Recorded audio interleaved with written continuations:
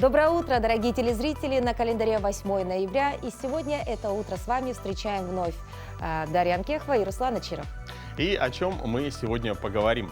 Патриотическое воспитание в школах Якутии набирает обороты. Указ президента страны реализуется в полном объеме. Какие крупные мероприятия по патриотическому воспитанию детей и молодежи пройдут до конца этого года и в целом в этом учебном году. В ряде школ региона состоялись выборы президента школ, а где-то слет лидеров молодежи. Уникального коллекционера бабочек нашли наши коллеги в Момском Улусе. Сегодня мы покажем, сколько бабочек он собрал в своей коллекции. А также жители Нерюнгри во дворе своего дома увидели перелетных птиц. На дворе уже зима, а птицы все еще обитают в столице Южной Якутии. С чем это связано и почему так часто в Якутию залетают редкие птицы, которые обычно у нас здесь не зимуют, мы узнаем сегодня, потому что пригласили мы нашего гостя. Это орнитолог из Института биологических проблем криолитозоны Сибирского отделения РАН. И в конце нашего выпуска мы расскажем об импортозамещении, как местные предприниматели создают на смену зарубежным продуктам свое. Так что оставайтесь вместе с нами, не забывайте делиться своими новостями в нашем телеграм-канале «Утро Якутии». И, возможно, вашу новость мы расскажем нашим телезрителям. Ну, а пока я предлагаю узнать, какая погода сегодня будет в районах и улусах республики. В центральных районах температура воздуха на 6 часов утра была на отметке минус 34 градусов. В заречной группе 21-28 градусов ниже 0. В южных районах 13-25 со знаком минус. В Вилюйской группе до минус 30, в Нижнеленских 33 ниже 0. В западных районах 14-6 со знаком минус. В Колымендигирской группе улусов до минус 36, в Янских 24 ниже 0. На северо-западе 35 градусов со знаком минус. В Якутске температура воздуха на 6 часов утра была на отметке минус 25 градусов. Атмосферное давление 749 миллиметров ртутного столба. Штиль. Сегодня днем без существенных осадков. Ветер северо-западный 2,7 метров в секунду. Температура воздуха ожидается до минус 22 градусов. Замечательная погода, Руслан. Но, кстати говоря, вот именно вчера я почему-то ощутила тот самый мороз. И мне прям показалось, что все-таки зима уже где-то рядом. Да, ну, мне кажется, зима даже уже, наверное, полностью наступила. Ну, а мы желаем вам доброго утра, немного согреться перед тем, как вы пойдете на работу. И самое время узнать, что произошло, пока мы спали. Так, минувшим днем мы говорили, что коллектив Якутского колледжа культуры сейчас находится в Республике Бурятия и дает концерты для мобилизованных граждан из Якутии. Так, концерт состоялся в гарнизонном доме офицеров поселка Сосновый Бор. Поддержать своих земляков приехали известные в республике артисты и творческие коллективы. Также организаторы передали адресную помощь в размере 1 миллион рублей от предпринимателей Якутска. После концерта артисты вместе со своими земляками исполнили обрядовый якутский народный танец «Осохаль». От первоклашек яркие открытки и рисунки, от старшеклассников пожелания стойкости в бою и победы. Более 5000 писем в знак поддержки участников специальной военной операции написали школьники из Якутии, присоединившись к акции «Добрые письма», сообщает ЕСЯ. По информации организаторов, дети со всех уголков республики своими руками создают открытки, в которых они пишут о том, как гордятся солдатами нашей республики и ждут их возвращения с победой в родные города и села. Тем самым ребята дарят защитникам частичку своей душевной теплоты и добра. Свои письма ученики принесли муниципальным кураторам российского движения школьников. Первая партия из 5201 письма была передана в Центр по работе с волонтерами Якутии. В ближайшее время все письма обязательно будут доставлены и вручены военнослужащим. Между тем, в регионах страны уже начали готовиться к главному семейному празднику – Новый год. В столице региона на главной площади, на площади Ленина, приступили к установке новогодней елки. По словам монтажников, работы завершатся в течение 2 недель. По традиции, ее зажгут 1 декабря. Возведение новогодней красавицы также уже начали в Новокузнецке. Там уже полным ходом идет сбор новогодней елки на площади Торжеств в центральном районе города. Пока устанавливают только елочный каркас. Специалисты подвезли все необходимые материалы и выбрали место, где же будет стоять новогодняя красавица. Такая же картина наблюдается и в Набережных Челнах. В этом году к новогоднему оформлению города приступили раньше, чем обычно, практически на месяц, сообщает Челябинские известия. А вот в Кургане определились с датами работы новогодних базаров. Так, на сайте администрации города выставили информацию о том, что с 15 по 31 декабря заработают продовольственные площадки. Здесь же Департамент экономического развития города организует продажи елок. Торговые места будут предоставляться по результатам электронного аукциона на право заключения договора на размещение новогоднего базара, говорится в сообщении мэрии. Ранее мэр Кургана Елена Ситникова заявляла, что к Новому году город украсит имеющимися гирляндами и фигурами. По ее словам, деньги, которые были предусмотрены на покупку нового оборудования к празднику, пойдут на приобретение экипировки мобилизованным курганцам. Вот действительно хорошая такая идея, да, организовать некую площадку, где соберутся все, да, вот люди, кто непосредственно продают что-то, да, те же елки. У нас, в принципе, тоже продают елки, да, в одном месте. Но вот за гирляндами приходится ехать в другое место, да, за подарками в другое. А было бы хорошо устроить такой прям большой крупный базар. Да, действительно. Ну а мы буквально в начале этого учебного года рассказывали о новом указе президента страны по патриотическому воспитанию детей и молодежи. Особый акцент по патриотическому воспитанию, конечно же, лег на плечи учителей и педагогов, организаторов общеобразовательных учреждений. В этом им помогают лидеры школ и активисты из числа учащихся. Так, в Хандыкской средней школе Тампонского Луса в 3-й раз выбрали президента детской организации Республики Шкит. Более подробнее в следующем материале. В актовом зале Хандыкской средней школы развернулись настоящие президентские голосования. На пост лидера детской организации «Республика Шкит» свои кандидатуры выдвинули 3 старшеклассников – Никита Воронистый, Равгана Халинбекова и Виктория Кубарева. И каждый до голосования провел свою избирательную кампанию. Я впервые голосую в школьных выборах. Я голосую за своего любимого кандидата, я думаю, он выиграет. Он обещает нам кулеры, дискотеки и свободную форму. Он непременно выиграет, я это знаю. На переменах в избирательный участок спешат ученики с 5 по 11 классы. За правильностью процедуры голосования наблюдает избирательная комиссия. И вместо документа «Дневник» или фотодокумента в телефоне. Все по-настоящему. И урны для голосования, и кабинки, и бланки, отпечатанные в типографии. Раньше я был избирателем, сейчас я попробовал себя в новой должности. Это председатель комиссии по выборам. Работа очень трудоемкая. Надо проделать очень много работы с бумагами. Это подписи, это изучение материала. Мне самому сейчас 16 лет, через 2 года мне будет 18, и я сам почувствую себя в роли избирателя. Через 2,5 часа завершаются выборы. Теперь подсчет голосов покажет, кого школьники выбрали своим президентом на следующие 2 года. Интрига длится недолго. Избирком быстро разбирает листы с галочками. Подсчет голосов такой. Из 200 избирателей проголосовало свыше 70. Однако 149 учеников Хандыкской средней школы отдали свои голоса за лучшего, по их мнению. Это действительно очень хороший опыт для наших ребят. То, что у нас 3 кандидата, целых 3 кандидата, это тоже говорит о том, что дети у нас становятся активными, что им не безразлична судьба своей школы, судьба поселка.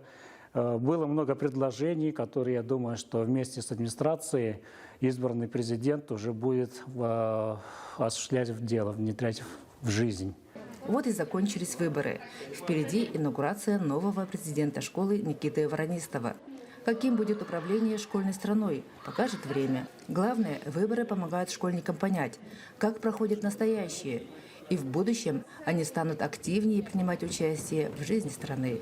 Мария Винокурова, Хандыга, Тампонский район. Замечательная такая традиция, уже во многих школах она существует, да.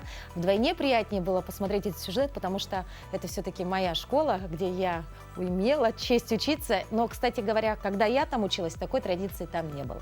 Но я в свою очередь, да, когда учился в школе, у нас был тоже президент школы, у нас, по-моему, даже были министры там, то есть вот прям целое это такое мини-государство школьное. То есть президента в Хандыкской школе уже выбрали. Представляешь, как здорово, да, ощущать себя президентом. Вот просто был просто учащимся, да, Хандыкской средней школы, Максимум старшего гимназии. класса. Да, а потом, значит, проснулся президентом. Каково это интересно? Ну, здорово, да. молодцы. А вот в соседнем Хангаласском Улусе состоялся слет активистов детских общественных объединений.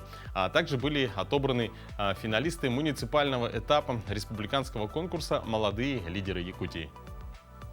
В настоящий момент в районе действует 27 школьных общественных объединений. Из них 14 приехали на ежегодный слет активистов, которые организовали на базе Махсагаловской средней школы. Нынче мероприятие прошло ребрендинг и получило название «Продвижение активистов и наставников детских объединений Хангаласского улуса. Новая среда». Кстати, с начала пандемии слет впервые проходит в очном формате. Сейчас вот спустя 2 года мы активно начали наши мероприятия, и ребята это очень ждали, это им очень нравится, очень готовятся и волнуются. У всех есть своя форма, своя фишка, и все с радостью приехали. В рамках слета состоялся муниципальный этап республиканского конкурса «Лидер 21 века. Молодой лидер Якутии». Хангаласские школьники являются одними из фаворитов данного ежегодного мероприятия. В прошлом году обладательницей гран-при стала ученица Махсагаловской школы Ирина Яковлева. В этом году во внутриулусном конкурсе участвовали 14 юных лидеров. Все они показали свои способности и качества в этапах визитка, портфолио, видеоролик о себе и задания от экспертов. По твоему мнению, кто такой лидер 21 века? Лидер 21 века – это тот человек, на которого можно положиться. Это тот человек, который будет вести свою команду вверх, который не боится трудностей, не волнуется.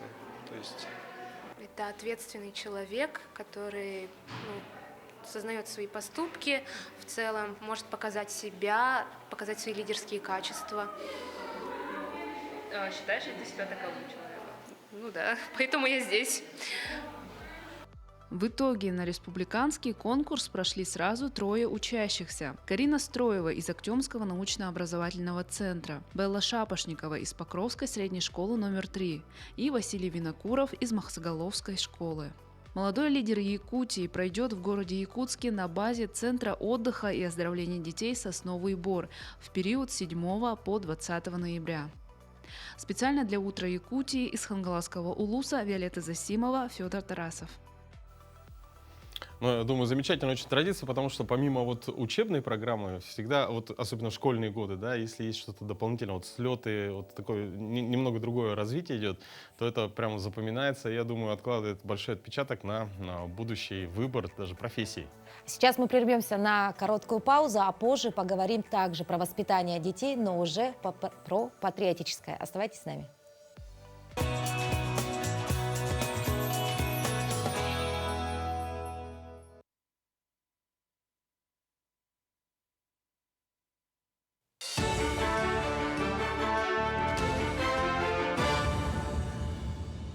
Доброе утро, Якутия. Последние новости к этому часу.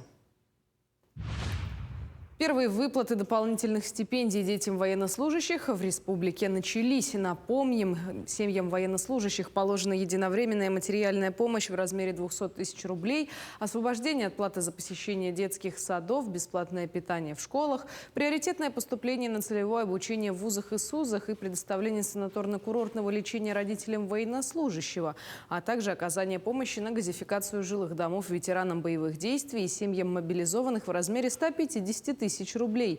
Реализация мер соцподдержки остается на постоянном контроле.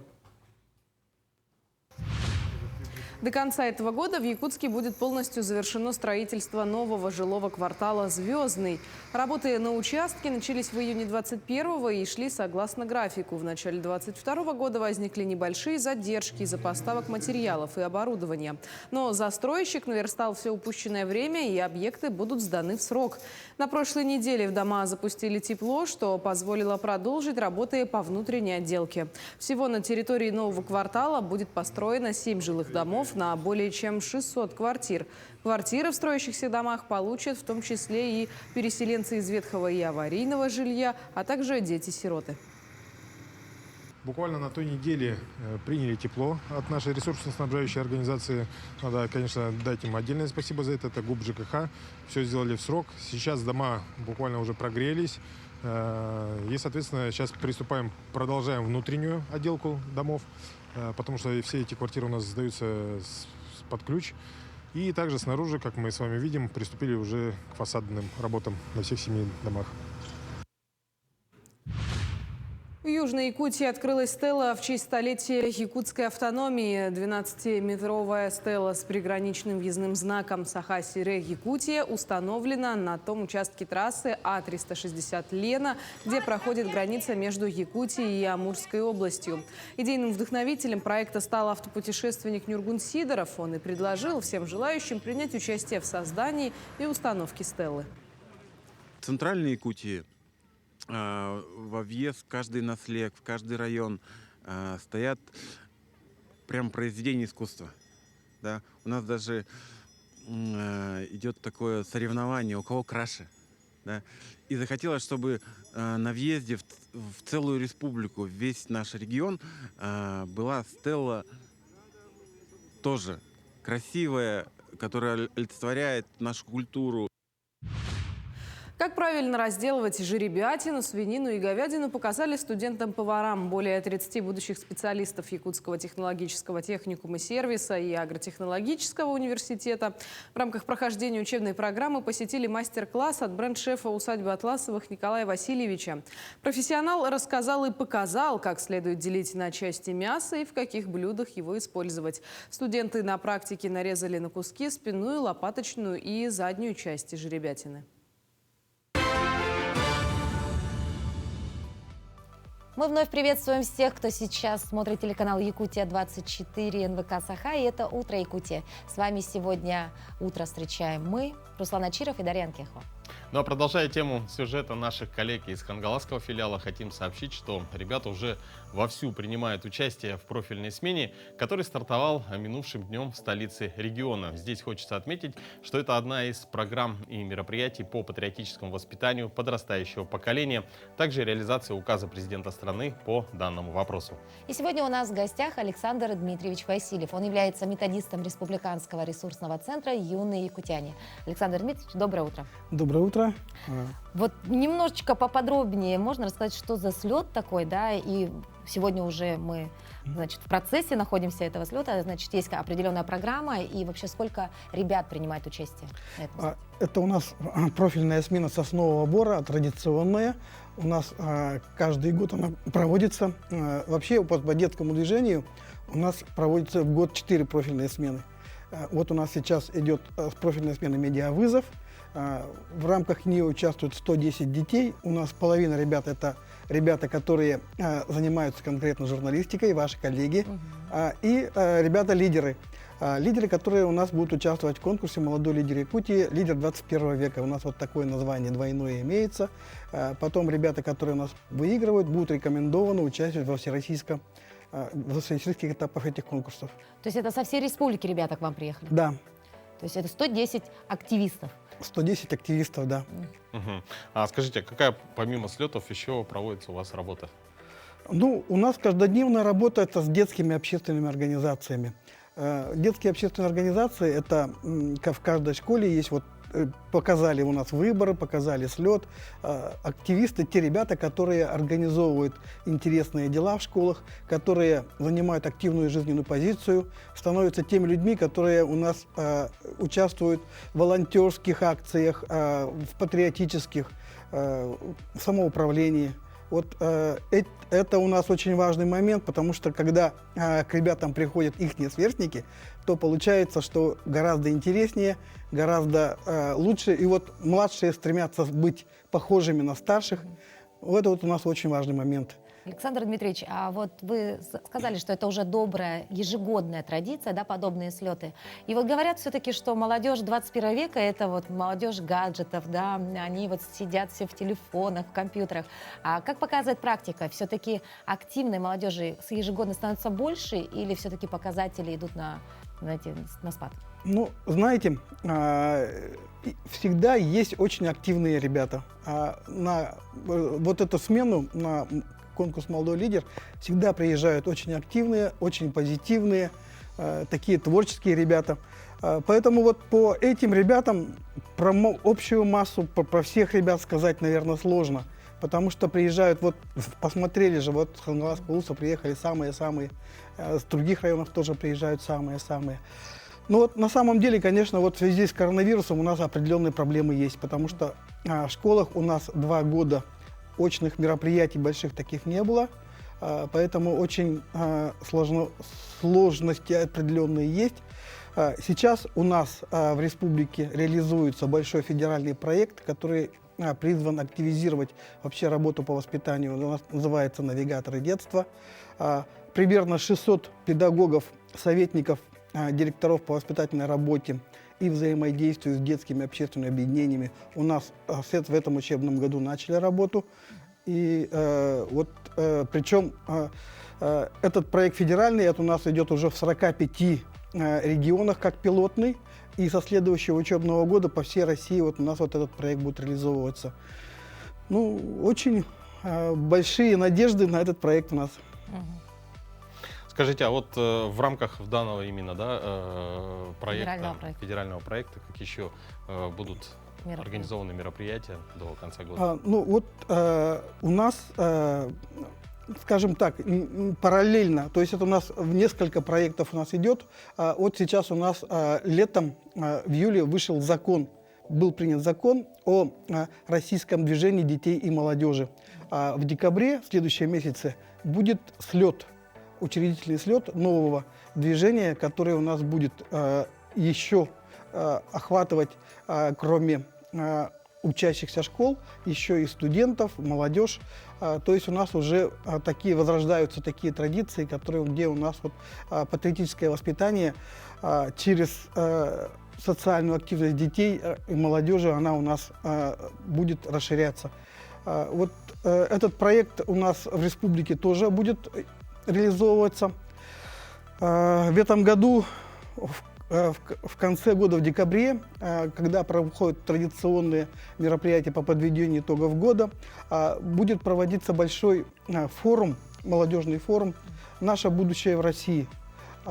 Здесь у нас будут участвовать и молодые люди, и школьники. Тоже очень большое намечается мероприятие. Александр Дмитриевич, а отбор тех самых ребят, кто может принять участие в подобных мероприятиях, он проходит как по улусам, по регионам, по школам, да? Да. То есть самостоятельно так прийти, оставить заявку и сказать, что вот я тот самый активист, возьмите меня, не получится? Нет, почему? Там есть формы участия. Сейчас вот технологии современные позволяют ребятам интерактивно участвовать в том, чтобы на расстоянии участвовать в таких больших форумах. Вот у нас традиционно это уже стало в последние годы с развитием техники внедряться. Вот в частности, вот эти форумы у нас уже сейчас идут. То есть проявить свои возможности можно дистанционно? Да, каждый может свой проект предложить, каждый может выступать, чтобы его быть услышанным. Поэтому сейчас у нас такие технологии позволяют. Скажите, а по линии юных якутян какая будет программа внедряться и проводиться? Вообще у нас ресурсный центр «Юные якутяне» – это центр, который курирует все дополнительное образование на уровне республики по всем направлениям. И социально-педагогическом, и творческом, и экологическом. По всем направлениям у нас республиканские мероприятия проходят. Но особенно вот по патриотизму у нас традиционно проводится в феврале месячник патриотического воспитания, в рамках которого проводятся уже тоже мероприятия. Это «Элла твой лого», поют мальчишки, смотры песни из строя во всех этих. Игра «Зорница», «Зорничка» и «Орленок» по школам. То есть очень большой объем мероприятий у нас традиционно проводится. По патриотическому воспитанию молодежи республики, правильно? Да. То есть я думаю, подобная работа с молодежью, она обязательно даст свои плоды. И мне кажется, все-таки вот тот патриотический дух в каждом ребенке, это обязательно будет замечен. Да? И мы, конечно же, вас благодарим за вашу работу. Спасибо большое. Спасибо. Наступают длинные холодные зимние дни, когда с утра не хочется выбираться из теплой постели и куда-либо идти. Ну и, конечно, дорогие друзья, приходится преодолевать это желание, да, хочется полежать подольше в кровати. Но я, например, вот, Руслан, хотела бы проводить свои зимние вечера вот все-таки с книгой. И зачастую встает вопрос, какую же книгу прочитать? Можно спросить, конечно, у своего друга, можно спросить у коллег, ну а можно посмотреть нашу традиционную рубрику, и там вы обязательно найдете полезную информацию. Доброе утро! Сегодня в рубрике «Книжная полка» я хотела бы рассказать о повести «Старик и море» известного американского писателя Эрнеста Хемингуэя. Эта повесть известна многим из школьной программы, но я считаю, что ее нужно перечитывать каждый раз и каждый раз находить в этой символичной повести, притче свои какие-то новые смыслы. Идея создания этой повести пришла писателю еще в 30-е годы, когда он услышал от кубинских рыбаков интересную историю о рыбаке-старике, который вернулся после многодневного выхода в море со скелетом огромной рыбы. Тогда он написал небольшой очерк в журнал Esquire, и уже в 1951 году он завершил эту повесть, и считается это одна из его больших произведений, хотя вы видите, это небольшое произведение, но за это произведение в 1953 и 1954 годах писатель получает Пульцеровскую и Нобелевские премии. История о том, как старик добывает огромного марлина и сражается с ней в течение нескольких дней, символизирует жизненный цикл человека и достижение каких-то своих целей и мечт. И когда Сантьяго встречает в море стаю акул, и они обгладывают рыбу до скелета, это не расстраивает старика.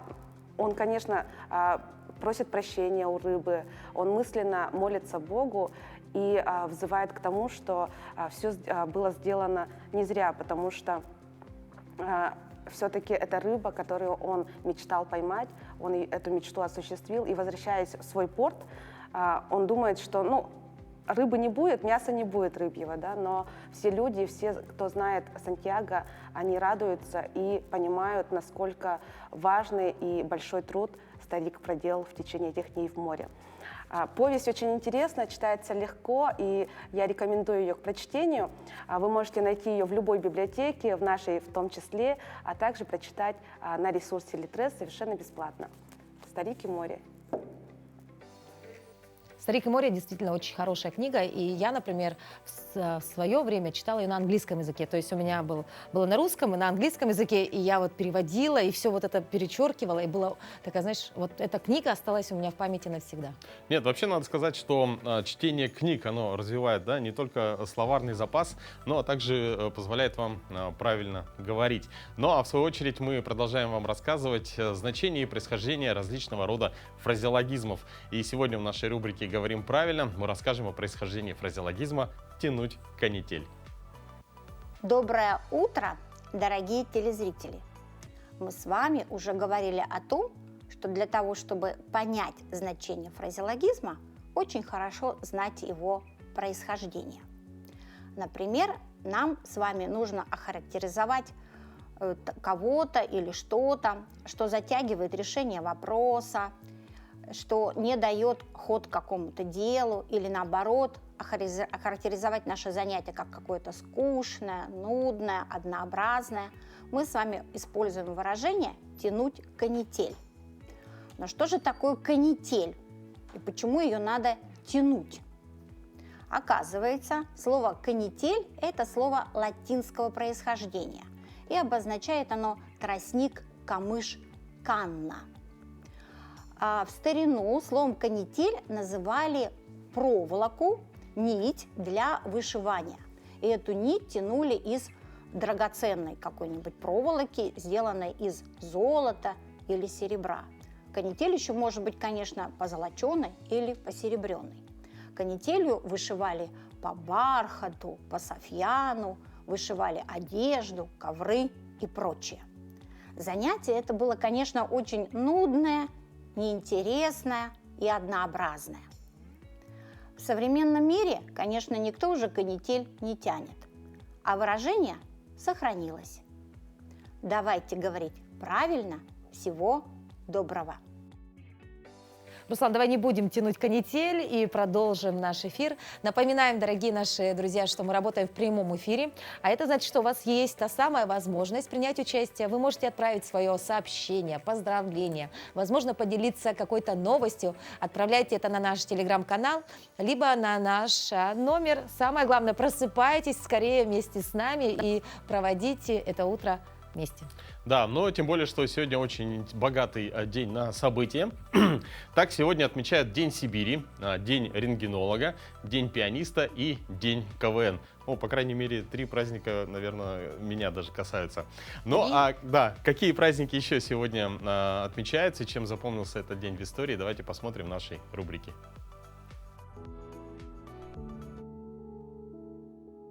На календаре 8 ноября. Сегодня отмечают День Сибири, День пианиста, Всемирный день без Wi-Fi и День рентгенолога. По народному календарю Дмитриев день. Если этот день был холодным и снежным, то и весну ждали такую же. Этот день в истории. В 1520 году произошло событие, вошедшее в историю как Стокгольмская кровавая баня. По постановлению церковного суда по сфабрикованному обвинению в ереси было казнено около сотни знатнейших дворян и именитых горожан Стокгольма. В 1895 году в этот день физик Вильгельм Рентген открыл рентгеновские лучи. За короткий промежуток времени рентгеновские трубки нашли применение в медицине и различных областях техники. В 1943 году, 8 ноября, в Советском Союзе учрежден военный орден Победы и орден Славы 3 степеней. Им награждались рядовые и сержантский состав Красной Армии. Орден был учрежден в один день с орденом Победа, высшим из полководческих орденов в Советском Союзе. В 1961 году в этот день вышел в эфир первый выпуск программы КВН. Клуб веселых и находчивых сегодня одна из популярных российских телепередач. В этот день ежегодно празднуется Международный день КВН. В этот день родились Вера Комиссаржевская, русская актриса, Алексей I, патриарх Московский и всея Руси, Маргарет Митчелл, американская писательница, автор романа-бестселлера «Унесенные ветром», Андрей Попов, советский этнограф, этнолог, сибиревед, изучавший шаманизм народов Сибири, Дмитрий Язов, советский военачальник, политик, маршал Советского Союза, Олег Борисов, советский актер театра и кино, народный артист Советского Союза, Ален Делон, французский актер театра и кино, режиссер, продюсер, сценарист. В этот день увидел свет также Олег Меньшиков, советский российский актер, режиссер, педагог, народный артист России. Именины сегодня у Антона, Афанасия, Василия, Дмитрия и Марка. Замечательно, да, вот рубрика «Дата и события». Всегда после нее удивляешься, как же быстротечно время, да, все меняется, история, жизнь, мир, и диву даешься порой. Да, ну а мы сейчас с вами перенесемся в далекие-далекие давние времена. Совсем как настоящий обнаружен удивительно сохранившийся динозавр. Палеонтологи извлекли из скалы в Канаде части мумифицированного динозавра. Ученые уверены, что внутри остался практически целый скелет животного, к тому же полностью покрытый кожей. Окаменелость обнаружена в провинциальном парке Дайносор в канадской провинции Альберта. Парк является объектом всемирного наследия ЮНЕСКО. Ежегодно палеонтологи находят на его территории новые окаменелости. Как выяснили ученые, скелет принадлежит травоядному виду, называемому гадрозавром, также известному как утконосый динозавр. Пока ученым удалось найти только хвост и ступню животного. Основываясь на результатах раскопок 2022 года, палеонтологи полагают, что внутри скалы находится почти полный скелет динозавра. Такие выводы они смогли сделать, потому что просмотрели хорошенько его хвост. И ученые также уверены, что скелет полностью покрыт кожей. Предположительно, этот динозавр умер и сразу же был засыпан песком и илом в реке. Это могло произойти или из-за падения в реку, или из-за того, что на него обрушился тот самый берег. Здорово. Но наши ученые тоже не отстают от своих зарубежных коллег по своим находкам. Так, они обнаружили буквально недавно в Момском районе популяцию редчайших арктических бабочек аполлонов. При детальном изучении внешнего вида и ДНК стало ясно, что это новый подвид, что означает для всего научного мира эта находка и какие еще тайны хранит Арктика в материале Ирины Григорьевой. Госинспектор Иннокентий Федоров бережно показывает свою коллекцию. За стеклом редкие бабочки разных форм и расцветок. Иннокентий Иннокентьевич вот уже несколько лет занимается изучением бабочек Момского улуса. 3 года назад инспектор сделал научное открытие. Выявил 2 новых подвида бабочек – парусник Арбугаева и подвид парусника Феба. Находку момского госинспектора изучили сибирские ученые. Провели детальный морфологический ДНК-анализ и подтвердили – это новый подвид аполлонов арктических. Они больше в размерах, а размах крыльев достигает от 43 до 46 миллиметров. Я знаю, что вашим именем еще названа еще одна бабочка, да? Вот скажите тоже про нее. вот этот феб, вот этот вид сверху, и вот этот вид тоже сверху. Это самка, а это самец. И я в прошлом году я нашел вот несколько штук, 5 штук. Точно, очень похожих на этих, но совсем другой расцветки феба. Это самый редкий вид заполярных бабочек из семейства парусников. Он занесен в Красную книгу России и еще 6 стран. Как они появились в Момском районе – загадка. Коллекционирование редких бабочек – это лишь малая часть увлечения госинспектора Иннокентия Федорова. Новые подвиды птиц, животные и даже растения – ничто не ускользает от зоркого взгляда опытного госинспектора.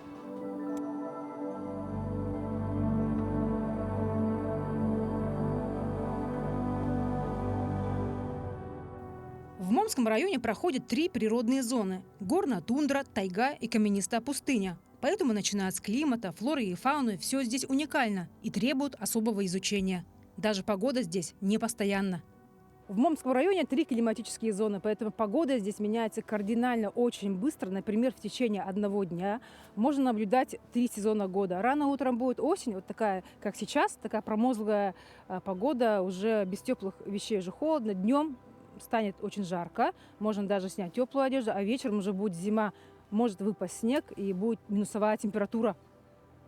Природа и животный мир Арктики уникальны. Здесь обитают более 20 тысяч видов растений, животных, грибов и микроорганизмов, а некоторые животные и растения встречаются только в Арктике. Например, птица – обыкновенный поползень. Небольшую подвижную птицу длиной 12-14 сантиметров с яркой окраской, а именно его гнездо пытается найти в это время года госинспектор. Сухое дерево, там дупло, и она в дупле гнездится. И вот надо заметить, как она таскает мох туда. А если я этого не увидел, то, считай, весь труд пропал даром. А это всегда непросто, ведь места здесь почти непроходимые. Госинспектор наблюдает за живой природой, регистрирует редкие растения и фиксирует встречи с животными. И летом, и зимой в руках Иннокентия старенькая фотокамера. Успеть поймать кадр и запечатлеть момент – главная задача для опытного инспектора. Красивые стерхи, лоси, даже хозяин тайги – бесценные кадры из личного архива Иннокентия. Госинспектор признается, наблюдать за животными – это очень увлекательно. Ведь вольные птицы и звери – все это дарит абсолютно другие впечатления. Особенно интересно наблюдать за растениями и дикоросами. В Момском улусе даже после первого снега жители продолжают собирать ягоды. Здесь собирают голубику и шиповник, несмотря на то, что в районе уже давно лежит снег. По утверждениям ягодников, голубика под снегом имеет неповторимый вкус, не теряет витаминов и полезных качеств. В горах, там в горах еще крупнее бывает. Да, и очень много его бывает. И она созревает в горах очень быстро, прямо за несколько дней. Работа в природном парке Момске, несмотря на трудности, дарит возможность быть наедине с природой, проводить свои научные исследования. Ведь на должность инспектора идут не за деньгами, а из любви к природе. Ирина Григорьева, Виктор Дячковский, Момский район.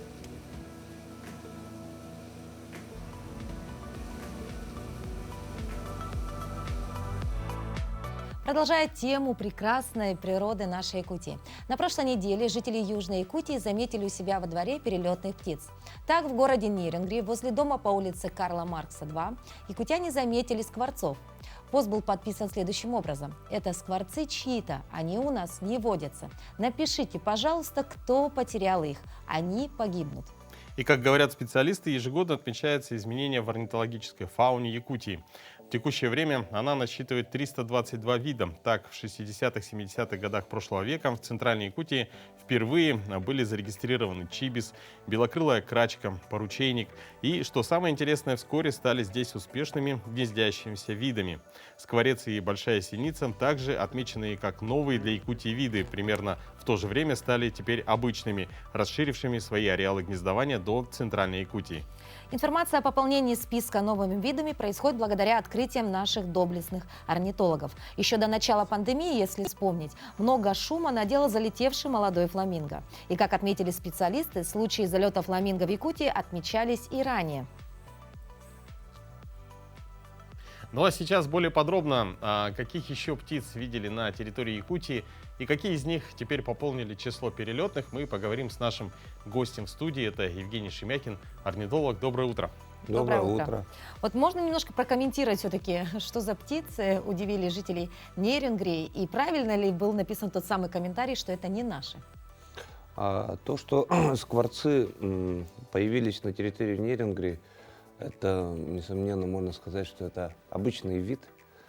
Он держится в это время, во время сезонных своих миграций. Они появились у нас в 80-х годах на территории Якутии. Значит, первая находка была на территории центральной Якутии. И потом этот вид стал очень, в принципе, обычным видом для Якутии. Он именно обитает на территориях, где есть населенные пункты, там, где вот И сейчас этот вид, обычный вид, он до этого был занесен в Красную книгу Якутии, и сейчас его уже исключили. Потому что этот вид обычным стал. Возникает вопрос, а почему он остался-то, почему не улетел? Или еще не время? В Нерюнгри? Да. Значит, есть кормовая база. Значит, есть там плодово-ягодные растения, которыми он питается, ему там хорошо. И в скором времени он улетит. Улетит все-таки? Да. Зимовать не останется? Нет. А не может быть так, что он прямо как бы втянуло его вот это, да, то, что есть кормовая база, а потом бац и зима? Нет, низкие температуры все-таки его заставят отправиться на юга. Все-таки. А есть ли у нас подвиды или виды птиц, которые вот вообще перестали к нам залетать? И если да, то с чем это связано? Залетать, да, тут есть в науке термин залетный вид и гнездящийся вид. Залетный вид — это вот тот же фламинго, тот же лебедь-шипун, который в этом году прилетел. Эти виды случайно попадают на территорию Якутии, а есть гнездящиеся виды, новые. Это вот, например, у нас есть азиатский бекасовидный веретенник. Это такие вот кулики, которые недавно начали гнездиться тоже на территории Якутии. А вот по вопросу, то, что не стали залетать, это, скорее всего, залетные виды. Тот же фламинго второй раз сюда не прилетит, да, потому что тут нет условий гнездования. И многие другие виды.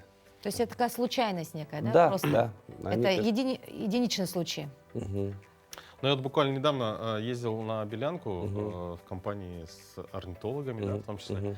И вообще вот впервые, да, как бы так подумал о том, что вот есть такой вот, узнал вообще, да, орнитологический туризм. Есть, оказывается, люди, которые ради одной птицы, например, да, могут проехать многие тысячи километров, чтобы увидеть ее просто вот в живой природе. А насколько вот есть потенциал у нас в Якутии, да, допустим, по редким видам птиц, вот, чтобы можно было, допустим, приезжать туристам и смотреть, как бы следить за птицами? Да, орнитологический туризм, он постепенно, потихоньку начинает развиваться. Здесь, на территории Якутии, у нас она огромная, у нас есть несколько природных зон, и в них обитают наши некоторые, можно сказать, аборигенные виды. Это виды, которые очень редкие, это тот же стерх, розовая чайка. Сейчас вот появился якутский поползень, который недавно выделили, и многие орнитологи, фотографы могут отдать большие деньги, чтобы сфотографировать этот вид, потому что снимков этого вида недостаточно. То есть есть такой достаточно хороший потенциал? Да, есть, А что касаемо вот тех самых прекраснейших стерхов, да, на сегодняшний день популяция, она как-то увеличивается? Да, наши коллеги вот сейчас работают на территории здесь у нас в дельте Индигирки, в низовьях Индигирки. По их подсчетам численность стерха восстанавливается, но на местах зимовок, это озеро Паинху, идет осушение этого озера для того, чтобы там рисовые поля, и это может негативно отразиться на их популяцию. И сейчас идут работы, подписываются меморандумы о том, чтобы озеро не осушали, либо дополнительно какие-то места делали. А вообще вот, может быть, поподробнее вы расскажете про профессию орнитолога, да, то есть это практически, тоже наблюдение, в том числе и за живой природой, да, то есть за популяциями птиц. Да, у нас, орнитологов, работа очень такая специфичная. За птицами надо ездить, бегать, прыгать, иногда и на деревья лазить, на скалы залазить. Из-за этого работа непростая, она в то же время тоже интересная. Ну и с точки зоонозных инфекций тоже она как бы тоже интересная, потому что все мы наблюдаем то, что появился, например, энцефалитный клещ у нас здесь на территории Якутии. Особенно вот на территории Западной Якутии, это в Ленском, Мирнинском, Алекнинском районах. Как они сюда прилетают, как они здесь появились, это, естественно, они катаются на птицах, особенно на кустарниковых видах птиц. Они цепляются за них и, получается, начинают с ними перемещаться на дальние расстояния. И вот у нас экспедиции проводятся вот с целью выявления вот этих вот находок, этих клещей. Очень интересная работа, мне кажется, никогда скучно не бывает, да и ты все время в какой-то динамике и в движении. А у нас можно получить образование орнитолога в республике? Да, здесь у нас, получается, есть университет наш северо-восточный, где обучают зоологии, преподают зоологию, да. И в институте биологии как бы ты уже специализируешься на орнитолога. То есть орнитологом стать можно и здесь, не выезжая из республики. Но я думаю, это замечательно сейчас такое, может быть, возможно, для абитуриентов будет такая небольшая идея. Да, кем хочешь стать? Орнитологом. Можно выучиться на орнитолога и будете потом работать, вот как наш утренний гость Евгений Шемякин. Да? Спасибо вам большое за то, что посетили наш утренний эфир. Ну а мы движемся далее и передаем слово нашим коллегам из новостного отдела.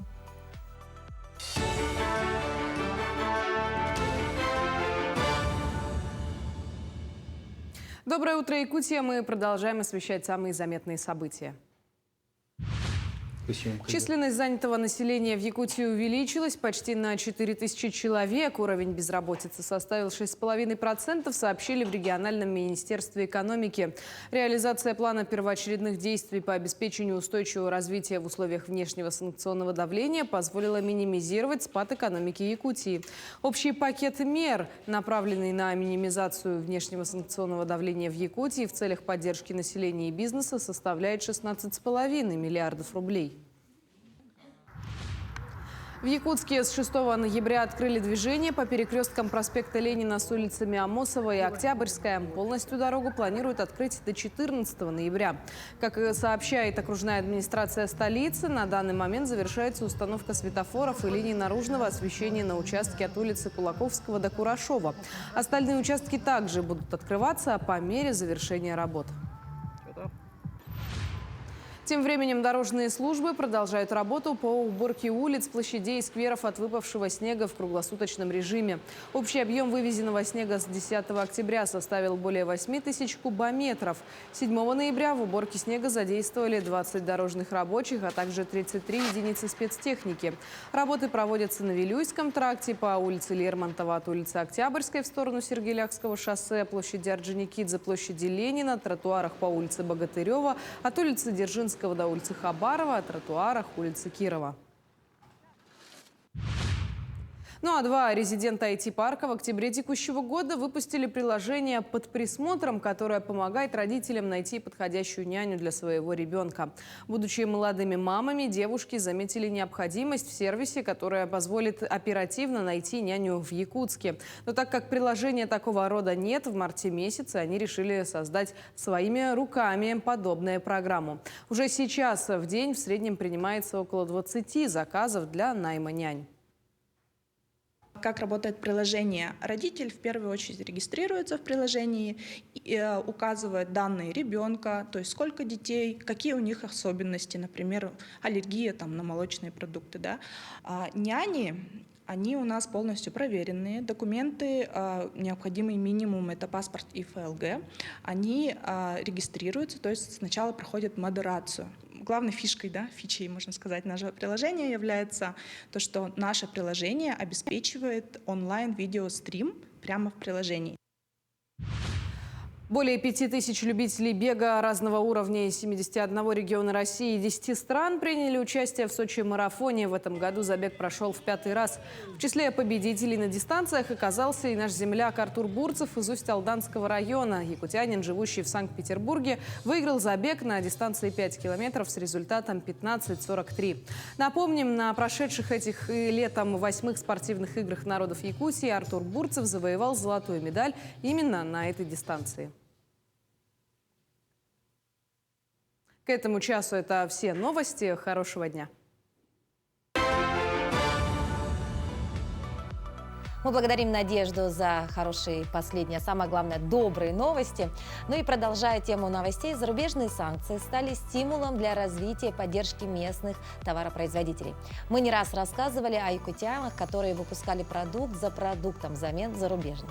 Или иностранные расходники заменяли на отечественные аналоги. И вот сейчас для якутских кондитеров появилась возможность заменить иностранные пастилы для своих пирожных и тортов на местную. Более подробно о якутской пастиле в следующем материале. Вера Лиханова 3 года тому назад в качестве подкормки для своей младшей дочери решила изготовить пастилу из местных ягод. Идея пришла сразу, да и сразу стала любимым лакомством семьи. Вся моя семья до сих пор очень любит нашу продукцию. Она прям-таки кушает. И даже вот был такой пример, когда у нее на руках был чупа-чупс. Я ей показала пастилу, она чупа-чупс свой выросла, и пастила такая бежит, и такая до сих пор кушает. Навыки кондитерского мастерства Вера получила в стенах Арктического государственного агротехнологического университета, когда он еще был академией. По истечении времени молодой кондитер начал расширять свое производство. Стала индивидуальным предпринимателем. Заказов было все больше и больше. И чтобы выйти на производственные масштабы, она вспомнила, что в стенах ее университета как раз-таки поддерживает такие начинания. Сегодня Вера является вновь студенткой АГАТУ. Потом, по мере изготовления своей продукции и предложения населению, я поняла, что нужно расшириться. И вот приобрела дополнительно сушилку, ту свою маленькую сушилку продала. И вот это профессиональные сушилки купила. Штук у меня таких 10 сейчас. И я с предложением пошла в АГАТУ, они меня поддержали, вот создали условия. Теперь кондитерская мастерская по производству натуральной якутской пастилы расположена в здании университета. У нас в университете поддерживается технологическое предпринимательство вообще, для создания бизнеса в реальный сектор экономики. И студенты наши участвуют в разных стартапах, студенческих стартапах и так далее. И мы планируем вот этот продукт наш дальше масштабировать и новые продукты тоже создавать. По словам преподавателей, университет помогает своим студентам не только продвигать свою продукцию в массы, но и изучать ее особенности с научной точки зрения. Так, по их словам, данная продукция подойдет для тех, кто соблюдает правильное питание, что является сегодня трендом номер 1, и для людей, которым противопоказан сахар, так далее, диабетикам. Его мы хотим смотреть как продукт функционального назначения. У нее много есть полезных свойств, она как витаминизация, использование для профилактики каких-то заболеваний, для укрепления иммунитета. Она очень хорошо для детского возраста, она может идти на школьное питание, дошкольное, на организованных коллективах. Но тем не менее сейчас маленькое производство, она будет как научно-испытательное производство. Коллектив университета довольны дегустацией новой продукции. Они надеются, что эти пастилы найдут своего потребителя, ведь натуральный продукт без каких-либо добавок может стать отличной заменой существующих на рынке лакомств для детей. В принципе, вкус очень насыщенный, я бы сказала, Он такой плотный, на удивление, потому что все-таки мы люди современные, искушенные различными сладостями в виде зарубежных пастил и так далее. Мне очень понравилось. Такой не терпкий, не резкий вкус. Чувствуется, что без сахара, натуральное. И вот мне понравилось то, что, как с детства, наверное, воспоминания, когда родители собирают ягоды и ребенок кушает, и остается вот этот вот послевкусие, какое-то вот ощущение ягодной привкуса, насыщенного ягодного вкуса. Поэтому напоминает вкус детства. Вот сейчас я попробовал пастилу. Она очень такой вкус интересный, да? Вкус, наверное, детства. Мы раньше бруснику толочили с сахаром, там, правда, сахар добавляли, и кушали тоже, да, с молоком там или с чем-то. Вот. И такие вот продукты наши местные, они должны технологически правильно оформляться, то есть создавать технические условия, там, патенты, риды, и уже идти в массу, чтобы люди могли пробовать и использовать свои продукты по правильному питанию. Дмитрий Тымыров, Семен Афанасьев, Якутск. Вот на такой замечательной, сладкой ноте, да, наш эфир подходит к концу. Да. Но у нас еще есть поздравления. Дело в том, что мы выходим в эфир в прямом с 7 до 8 утра по якутскому времени. Ну а вчера нам пришло сообщение, которое хотелось бы зачитать. Николай Петрович Борисов, любимый папа, лучший в мире дед. Тебя сегодня крепко обнимаем, желаем счастья и здоровья долгих лет. И с днем рождения сердечно поздравляем, пускай в душе твоей цветет весна. В семье покой и радость ожидают, будь энергичным и веселым ты всегда. И пусть успех тебя не покидает. С Верхоянска дети, внуки и жена поздравили Николая Петровича. Ну а мы, соответственно, присоединяемся. И здесь нужно сказать, что, скорее всего, лучше поздно, чем никогда. Увидимся завтра, дорогие друзья, на телеканале Якутия-24.